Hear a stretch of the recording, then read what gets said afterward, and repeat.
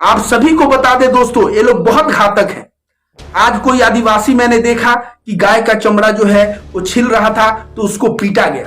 या तो तुम जितने भी नफरती गोबर भक्त और अंधभक्त हो, ये सब के सब कहो कि वेद गलत है, सब के सब कहो उपनिषद गलत है, सब के सब कहो कि हमारा भागवत गीता गलत है, या तो तुम सब कहो कि अजान सही है। इस धर्म को बचाना बहुत जरूरी हो गया है। इस धर्म के नाम पे बात बात पे जो उछल कूद के और ये जो बंदर नाच करके जो नफरत ये लोग बांटना शुरू किए हैं, इसके खिलाफ हम लोगों को आवाज उठाना पड़े। अब इन अंधभक्तों को आग लग गया कि नहीं, मंदिर से नहीं हटना चाहिए, मस्जिद से हटना चाहिए। अब कुछ पढ़े लिखे जो गोबर भक्त हैं, अंधभक्त हैं, जो अपने आप को बहुत बुद्धिमान समझते हैं, वो कहते हैं अजान ही गलत है, अजान ही नहीं होना चाहिए। मैं जानता हूं ये सब थॉट पुष्पेंद्र कुलश्रेष्ठ का जो स्कूल है ना, उससे इन सबके दिमाग में भरा जाता है। सारे धर्म जोड़ने का कार्य करते हैं, लेकिन ये नफरतबाज संगठन और ये नफरतबाज भारत को तोड़ने का कार्य कर रहे हैं।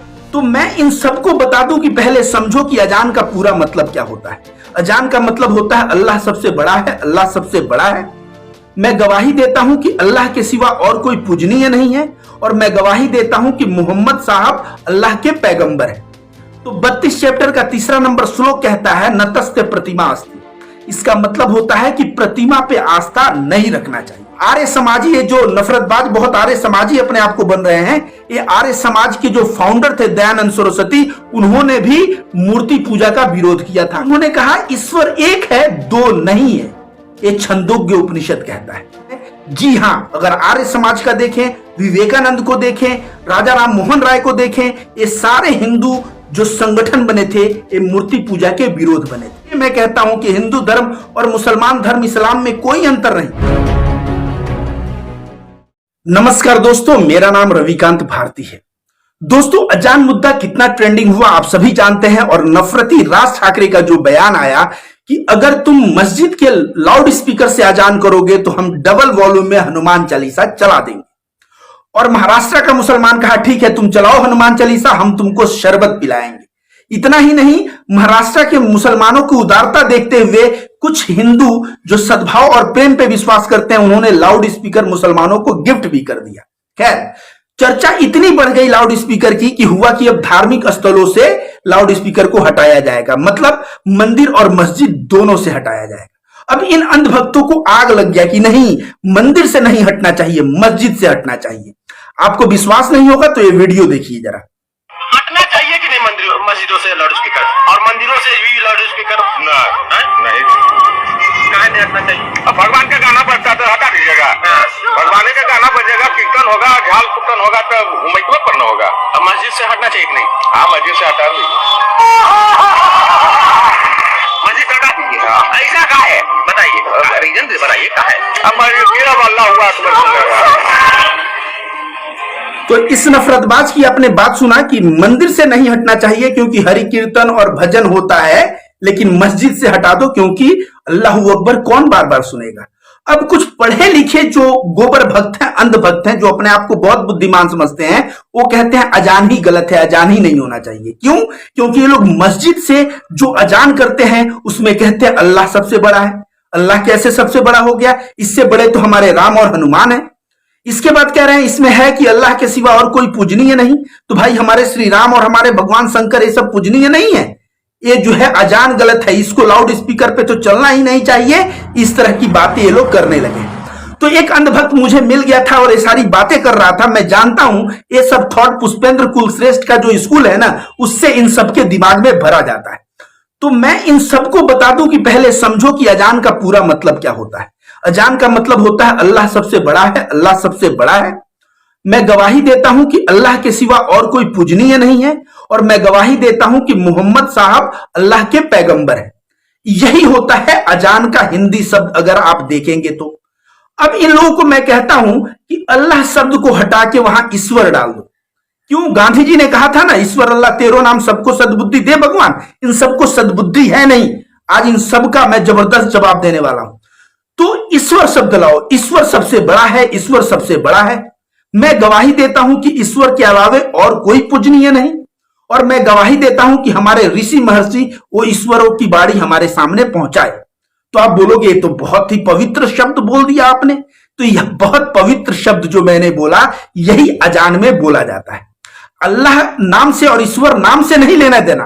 अगर आप एक ईश्वर की पूजा करते हैं, एक ईश्वर को मानते हैं, तो आप हिंदू हो या मुसलमान हो, वही बात जो है सही है।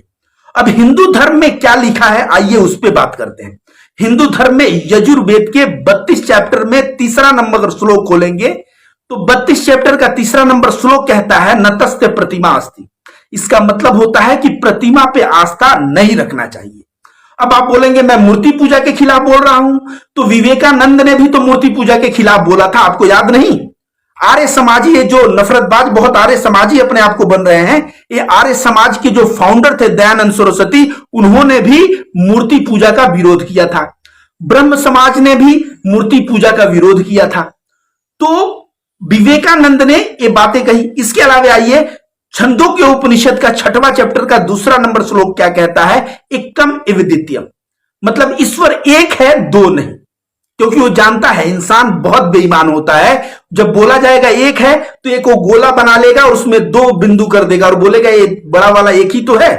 तो उन्होंने कहा ईश्वर एक है, दो नहीं है। ये छंदोग्य उपनिषद कहता है।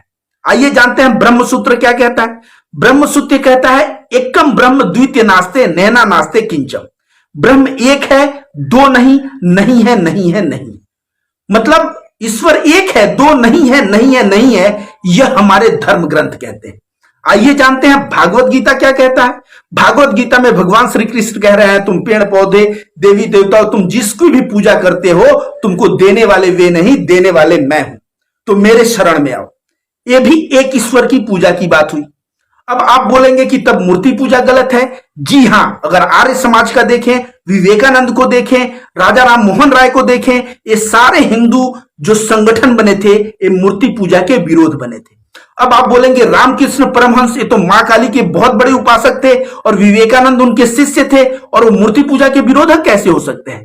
तो आपको बता दूं कि तोतापुरी नाम का एक गुरु आया था, रामकृष्ण परमहंस उनसे ज्ञान ले रहे थे। तो जब वो एक ईश्वर पे ध्यान साधना सिखा रहा था गुरु उनका, तो रामकृष्ण परमहंस उनसे कहते हैं कि मेरे कल्पना में बार बार मां काली का तस्वीर आ रहा है।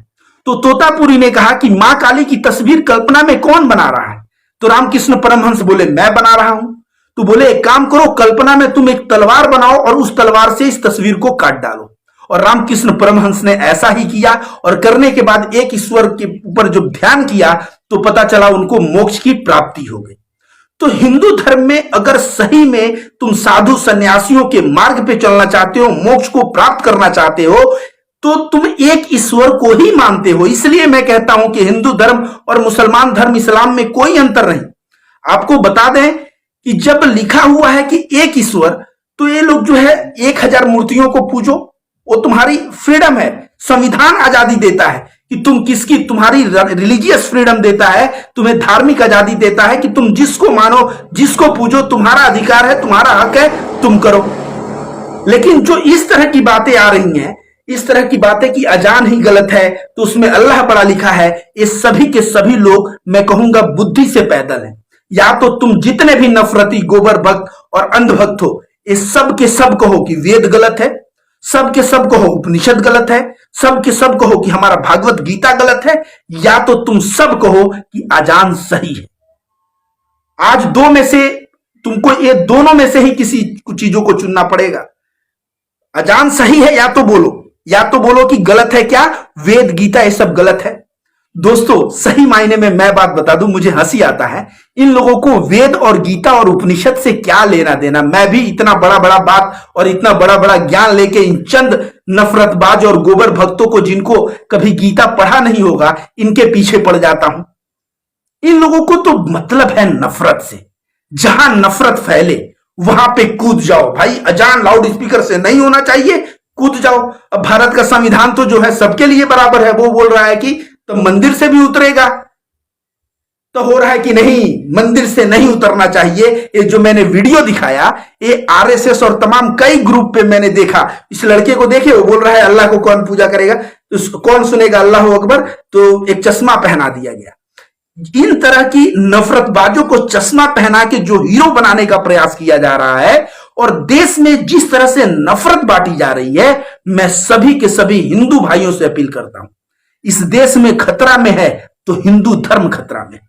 इस धर्म को बचाना बहुत जरूरी हो गया है। इस धर्म के नाम पे बात बात पे जो उछल कूद के और ये जो बंदर नाच करके जो नफरत ये लोग बांटना शुरू किए हैं, इसके खिलाफ हम लोगों को आवाज उठाना पड़ेगा। आप सभी को बता दें दोस्तों, ये लोग बहुत घातक हैं।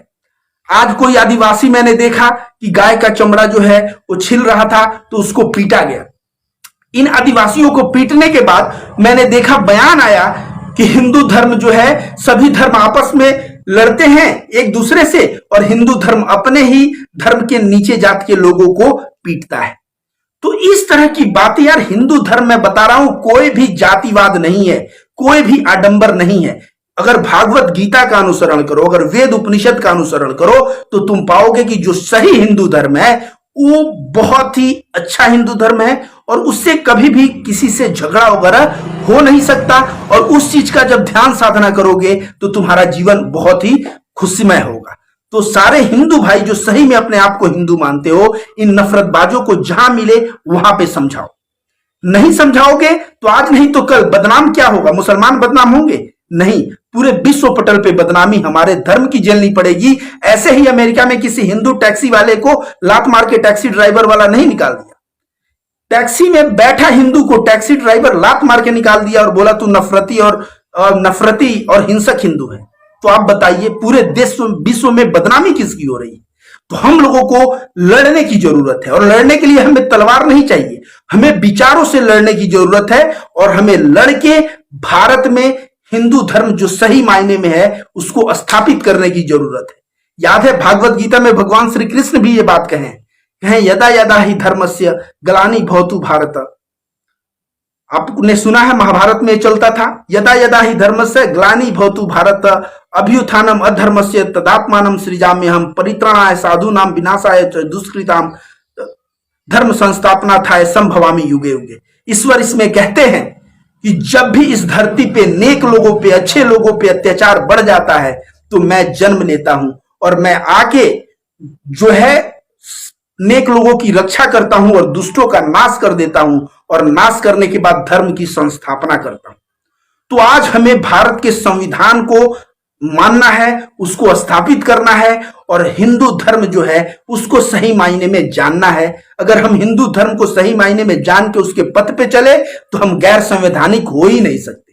और मैं फिर से कह दूं, सारे धर्म जोड़ने का कार्य करते हैं, लेकिन ये नफरतबाज संगठन और ये नफरतबाज भारत को तोड़ने का कार्य कर रहे हैं। इनसे आप बचिए।